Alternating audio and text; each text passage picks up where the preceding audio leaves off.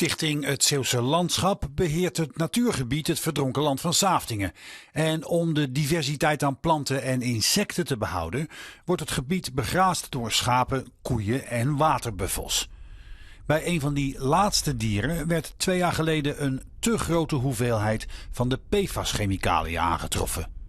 Onlangs werd er ook in koeien van het Belgische gedeelte van Saaftingen een teveel aan PFAS gevonden. De Belgische NVWA, de Voedsel- en Warenautoriteit, verbiedt nu de verkoop van het vlees van die koeien. Dit is een box, dat zijn koeien die zijn eigenlijk op deze moment niets meer waard. Dat zijn koeien die gecontamineerd zijn, die hebben in het verdronken land gelopen. Die zijn veel te hoog aan PFAS-gehalte. De koeien van Meerschaert die niet in Saaftingen grazen, moeten een test doen voordat ze verkocht mogen worden. Ik heb daar 10 stieren staan, die zo'n tegen nieuwjaar weg moeten, geslacht moeten worden. Die hebben nog nooit niet buiten geweest. Gans hun levensloop, nog nooit geen gras gegeten op de weide, nog niets. Mogen niet weg zonder dat ze eerst geslacht worden en dan gecontroleerd worden. Maar de duur van de test levert problemen op. Voor de verse consumptie kan dat zeker niet meer gebeuren. Die karkassen moeten ingevrozen worden. En zo een karkas dat ingevrozen wordt, dat is zijn waarde kwijt. Dat is, kwalitatief is aan nulwaarde.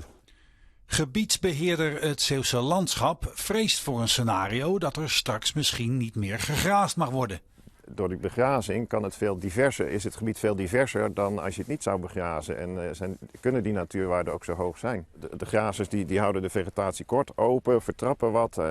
En dat zal dan niet meer gebeuren. En dan krijg je veel meer gesloten vegetaties, rietvelden waarschijnlijk. En dan wordt het een veel monotoner gebied en veel lagere natuurwaarden. Dus het zou echt een ramp zijn.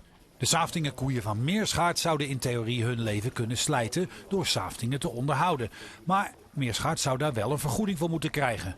Zo niet, dan moeten ze worden afgemaakt. Ja, dat zijn lekker kinderen. Je hebt die al 5, 6, 7 jaar en je hebt die zelf gefokt. Die komen van zo groot naar zo en nu is dat waardeloos geworden. Hè. Dat is verschrikkelijk. Ja. Ja. De vondst van PFAS in dieren die Saaftingen onderhouden zorgt voor een duivels dilemma. Kunnen we straks nog met goed fatsoen de grazers laten grazen?